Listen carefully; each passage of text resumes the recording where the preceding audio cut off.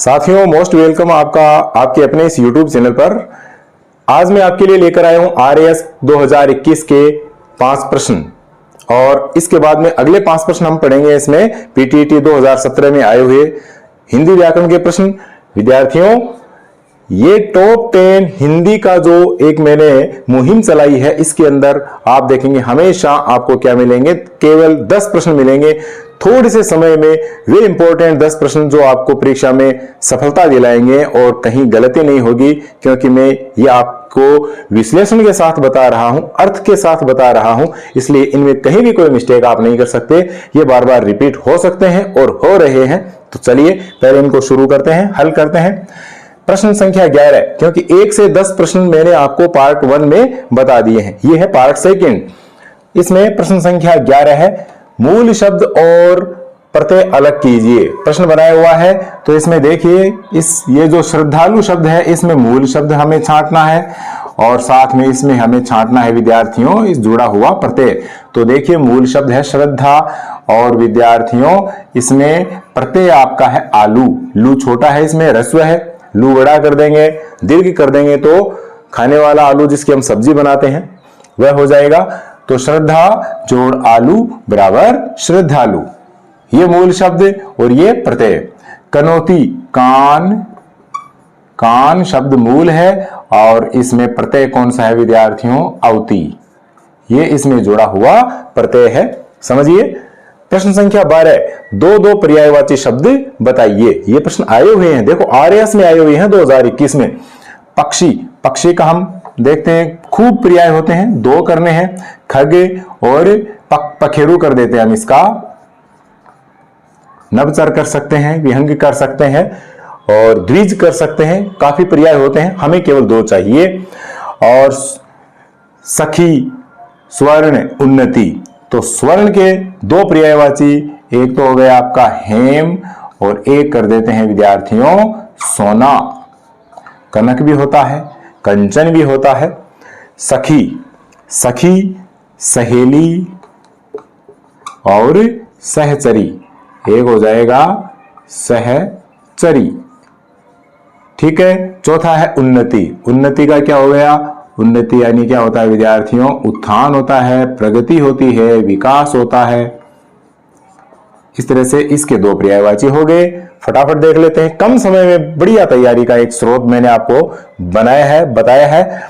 तो देखिए दंड, दंड का विलोम शब्द, अब हमें क्या चाहिए, यहां पर विलोम शब्द चाहिए। तो दंड का विलोम हम क्या करेंगे, पुरस्कार। दंड का विलोम होता है पुरस्कार, ये मैंने विलोम वाली वीडियोस में बता दिया है पहले भी। और दूसरा है समास, समास का व्यास होता है, समास का अर्थ होता है संक्षेप और व्यास का मतलब होता है विस्तार। ग्राह्य, ग्राह्य यानी ग्रहण करने योग्य, तो इसका विलोम इसके अनुकूल ही हो जाएगा मेरे प्यारे विद्यार्थियों, त्याज्य। ग्राह्य का त्याज्य हो गया। और रित, रित का विलोम होता है अनृत। बहुत अच्छा शब्द है लेकिन इसका अर्थ याद नहीं रहता है, विद्यार्थी समझते नहीं है। रित का अर्थ होता है सत्य और अनृत यानी असत्य, ठीक है। अर्थ में मैंने आपको बताया है। प्रश्न संख्या 14, युग्म शब्दों का अर्थ बताइए। 15 का प्रश्न भी यही है कि शब्द युग्म का सही अर्थ कीजिए। दोनों एक ही प्रश्न है लेकिन अलग अलग जगह आए हैं, इसलिए RAS 2021 के ये दोनों प्रश्न मैंने अलग अलग आपको लिख करके बताए हैं। षष्ठी और षष्ठी, देखो षष्ठी, षष्ठी यानी 60 और षष्ठी, षष्ठी यानी छठी, षष्ठी यानी छठा, तो क्या हो गया षष्ठी छठी। और तर्क, तर्क का अर्थ होता है मेरे प्यारे विद्यार्थियों विचार और तक्र का अर्थ होता है छाछ। ऐसे ही नर्क, नक्र ऐसे होते हैं।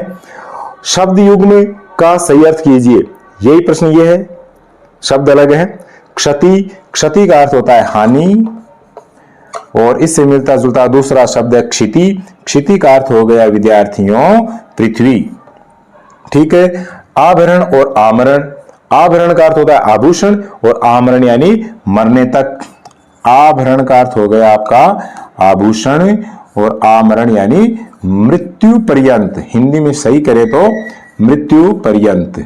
ये देखिए ये 5 प्रश्न हल हो गए। 5 प्रश्न पीटीईटी 2017 में आए हुए हैं, हिंदी व्याकरण के प्रश्न है। उपसर्ग प्रत्यय शब्द समूह के लिए एक शब्द इत्यादि से संबंधित है। चलो देखते हैं। प्रश्न 16वां कहता है अपने इस पार्ट 2 सीरीज का कि किस क्रम में शुद्ध शब्द है। तो हमें शुद्ध वर्तनी वाला शब्द छांटना है। देखो ज्योत्सना, क्या ये शुद्ध है?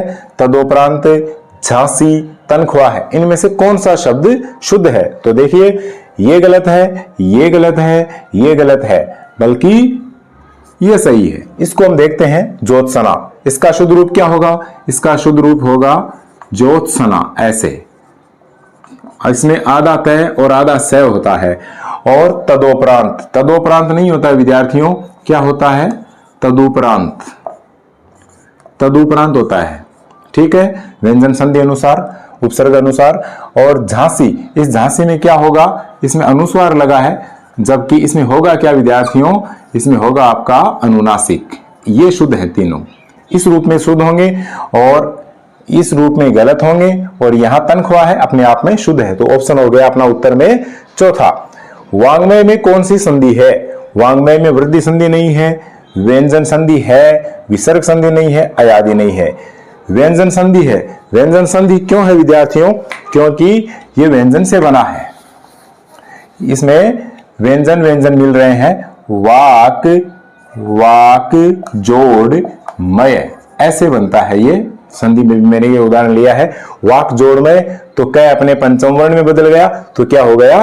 वांग्मय। वांग्मय का अर्थ होता है साहित्य। ठीक है, तो इसमें कौन सी संधि हुई? इसमें हुई अपनी व्यंजन संधि, दूसरा विकल्प सही।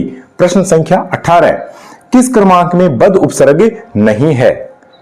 4 विकल्प में से कौन सा ऐसा है जिसमें बद उपसर्ग से युक्त यह शब्द नहीं है? बदस्तूर, बदनाम, बदहजमी, बदकिस्मत। देखिए किस्मत में बद लगाया, बदकिस्मत, इसका मतलब ये बद उपसर्ग से बना हुआ है। हजमी में बद लगाया तो क्या हो गया? बदहजमी। हाजमा जिसका गलत हो जाए, गड़बड़ा जाए, तो वह दशा क्या होती है? वह स्थिति क्या होती है? बदहजमी। बदनाम अर्थात जिसे ख्याति, जिस ख्याति पर कलंक लग गया वह क्या हो गया? बदनाम। अब बदस्तूर, ये पूरा शब्द अपने आप में क्या है? एक है, इसमें कोई उपसर्ग नहीं है, इसलिए बदस्तूर शब्द क्या होगा? बद उपसर्ग से युक्त शब्द नहीं है। ठीक है, अब है प्रश्न संख्या 19, किस शब्द में अधि उपसर्ग नहीं लगा है? यानी हमें क्या करना है? वह शब्द छांटना है जो अधि उपसर्ग से नहीं बना है। अध्यात्म विच्छेद करें, टुकड़े करें, तो इसका होगा विद्यार्थियों अधि जोड़ आत्म। इसका मतलब इसमें अधि उपसर्ग है, ये उत्तर नहीं है। अभ्युदय, इसका विच्छेद करें तो विद्यार्थियों ये हो गया अभि जोड़ उदय। ठीक है, ये यण संधि, ये भी यण संधि। इसमें अभ्युदय, हमें क्या चाहिए? अधि उपसर्ग से रहित शब्द चाहिए, तो ये हो गया हमारा उत्तर। इनको भी समझ लेते हैं। आधित्य का, ये त्यका में अधि शब्द, अधि उपसर्ग मिला हुआ है। और अधिक्षण, ये भी क्या है? संधि का उदाहरण है, अधि जोड़ ईक्षण। ठीक है, तो विद्यार्थियों ये क्या हो गए? अपने 3 शब्द ऐसे हो गए जो क्या है? अधि उपसर्ग से बने हुए हैं। केवल अभ्युदय शब्द अधि उपसर्ग से बना हुआ शब्द नहीं है। उत्तर क्या हो गया? विकल्प संख्या 2। प्रश्न 20, वह नायिका जिसका पति विदेश जाने को हो, ये क्या हो गया? शब्द समूह के लिए एक शब्द, वन वर्ड जिसको कहते हैं हिंदी में। तो ये क्या हो गया? वह नायिका जिसका पति विदेश जाने को हो। अंग्रेजी में हो गया वन वर्ड और हिंदी में क्या हो गया? शब्द समूह के लिए एक शब्द। बहुत जटिल है और बहुत ही इंपॉर्टेंट है। चलिए इनको हम छांट लेते हैं, समझ लेते हैं कि आगत पति का, पहले मैं इनका अर्थ बता देता हूं, फिर उत्तर अपने आप आपके समझ में आएगा। आगत पति का, वह नायिका जिसका पति परदेश से या विदेश से आया हो, वह क्या होती है? आगत पति का। ठीक है, हमें क्या चाहिए? वह नायिका जिसका पति विदेश जाने को हो, अभी हाल ही में वह जाएगा। तो इसका तो क्या हो गया? पति विदेश से आया हुआ है, यह नहीं होगा। प्रवत्स्य पति का, ठीक है, तो इसका मतलब यह हो गया कि जिसका पति विदेश जाने को हो। उत्तर हो गया ये। ठीक है, ये सही हो गया। इनको भी समझ लेते हैं। परित्यक्ता, जिस नायिका को पति ने त्याग दिया हो वह क्या हो गई? परित्यक्ता। प्रोषित पतिका, ये बहुत अच्छा है, जिसका पति विदेश गया हो, जिसका पति विदेश गया हो वह क्या हो गई? प्रोषित पतिका। इसका विलोम क्या? आगत पतिका। ये एक दूसरे के विलोम भी है, ये और ये, ठीक है। ये जिसका पति विदेश से आया हो आगत पतिका, जिसका पति विदेश गया हो प्रोषित पतिका, जिसको पति ने त्याग दिया हो वह परित्यक्ता, और जिसका पति विदेश जाने को हो वह है प्रवत्स से पतिका। ठीक है, तो कैसे लगी ये क्लास? जरूर सब्सक्राइब कीजिए, लगातार बने रहिए। मात्र 10-10 क्वेश्चन हमेशा मिलते रहेंगे। ये पार्ट 2 है, पार्ट 3 में मेरा फिर से इंतजार कीजिए। मैं किसी भी प्रश्न को रिपीट नहीं करूंगा। इस प्रकार 10 प्रश्न का डोज आप डेली लेते रहिए और अपने ज्ञान में विस्तार कीजिए, अपनी तैयारी को दुरुस्त रखिए। मिलते हैं नेक्स्ट। जय भारत, जय हिंद।